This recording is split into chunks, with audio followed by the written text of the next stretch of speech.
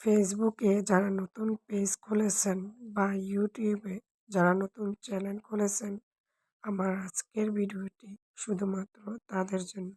So hello everyone, আসসালামু আলাইকুম।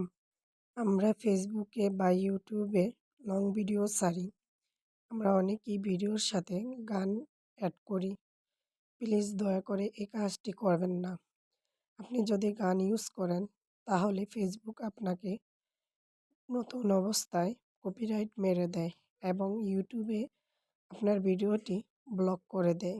এতে করে আপনার পেজের বা চ্যানেলের রিচ কমে যায়।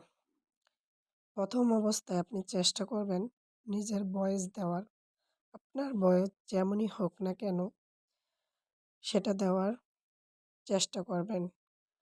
কেননা নিজের ভয়েস ব্যবহার করলে আপনার পেজটি দ্রুত রিচ হবে। অনেকেই বলতে পারেন যে আপু, আমরা তো দেখি অনেকেই ভিডিওর সাথে গান অ্যাড করে, তাদের পেজটি তো কোনো কিছু হয় না।